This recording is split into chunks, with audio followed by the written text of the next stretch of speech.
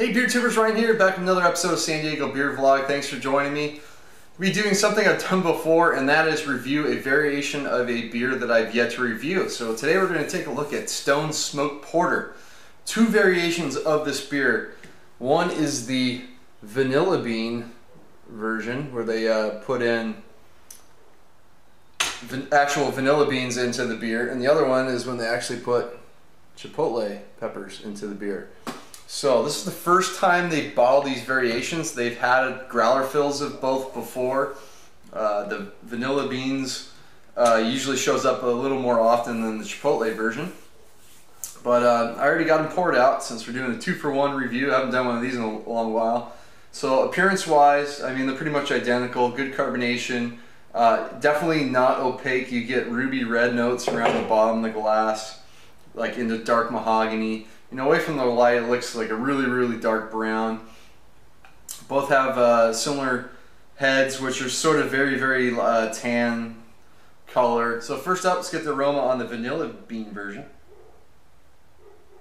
Yeah, I get a lot of vanilla bean. That's kind of tends to dominate the aroma.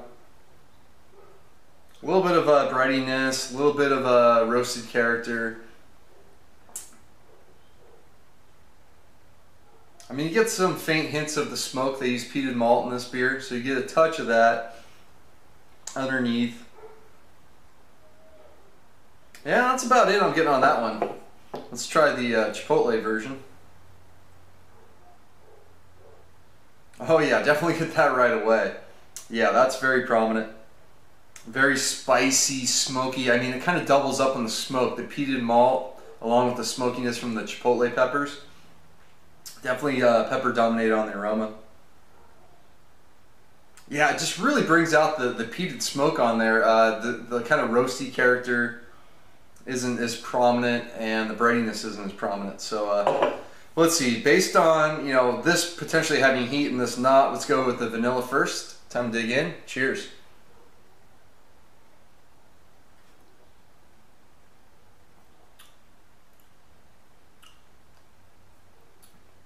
Oh yeah, that's good.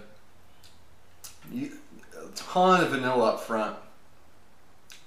This is a great beer. I get this growler fills whenever I can. These beers are both, I believe, 5.6%, if I remember, 5.9%. So I mean, it's somewhat sessionable type of porter from Stone. Yeah, up front. Vanilla bean, then I've hit with this bit of caramel breadiness, slight bit of smoke in there, but the vanilla just really tends to dominate. They use fresh vanilla bean in this beer. There's no extract, so you get a nice, you know, kind of clean. I don't know what kind of vanilla beans they're using, but it almost adds like a buttery sort of creaminess to the beer without being, you know, like an off flavor type of buttery character.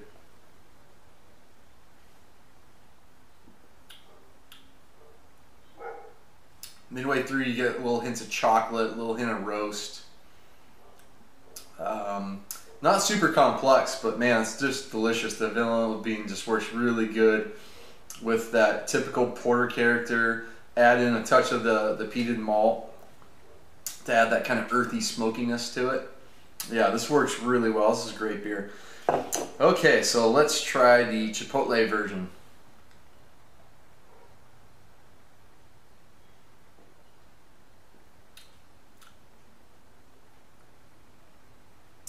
Drink's kind of similar. Up front, you get a lot of pepper flavor. That earthy, smoky character kind of takes that really kind of chili character, but without the heat yet. Then it comes in, has some sweetness to it. Get more sweet caramel, bready malt, followed by a little bit of that roast and chocolate. And then the peat shows up again. It's kind of like it goes a little smoky from chipotle, kind of dips, goes sweet, then it finishes with some smokiness and a little bit of a lingering bit of heat on the back of the palate. It's really drinkable stuff. I don't think it's too hot. If you're into chipotles, I think you'll like this. If you're into really spicy beers, this probably won't be your favorite, but it makes it drinkable because the heat level is not too high on it.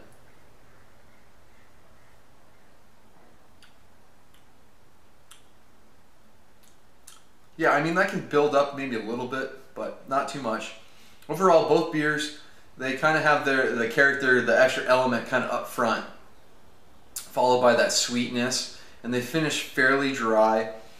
They're nice medium body, really kind of creamy tasting beers. This is easy to drink stuff. Okay, so off to the side here, I have an extra glass. Why? Because, yep, we're going to blend these two beers up, because I figure a 50-50 blend would be a good way to end this review. And I've heard some people doing this and they really enjoy it, so I think I got about 50-50 in there. It's kind of straight down the middle, produced big nice foam on there. Like I said, I see a lot of carbonation, but I don't taste it. It has a real creaminess to the beer. Aroma, that's maybe not the best. It's kind of an interesting mix between the two. But let's dig into this one.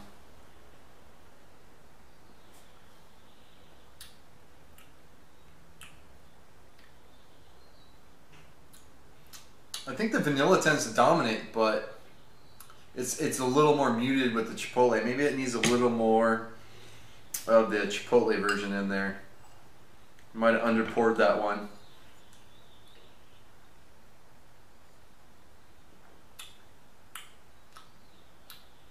Yeah, it's a nice blend. You get touches of both. I think the more of that kind of chocolate character comes out more in the beer, because it kind of, each flavor kind of gets toned down a bit within the profile of the beer. When you get that nice chocolate, you know, the peat's still in there, the sweet caramel, bready malt character's still there. So yeah, this is not a bad way. If you're gonna buy one, I say get both, especially try them side by side, see the differences. You know, do the blend, see if you like that one more. The vanilla version's a regular favorite of mine. I'm gonna go with an A on this, on the vanilla. It's like, vanilla porters are great. You know, it's somewhat sessionable at 5.9%. Really easy drinking, not the most complex, but really good vanilla character on it.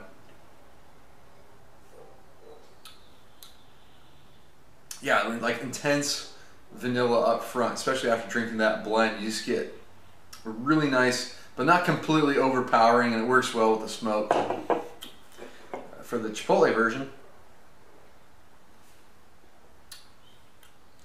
not a huge fan of the chili beers, but this one's pretty drinkable. I'm pretty surprised on it, so I'm gonna go B+ with this one.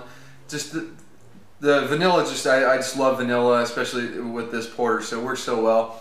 Chipotle works really well. It's a solid beer, not the most complex one. Eventually, maybe I'll get to reviewing the base beer, which maybe I should include in this little horizontal side-by-side review here.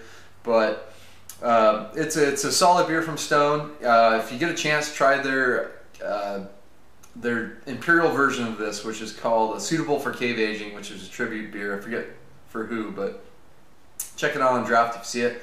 But that's going to wrap up this probably longer than normal review. Until next time, please comment and subscribe. Cheers.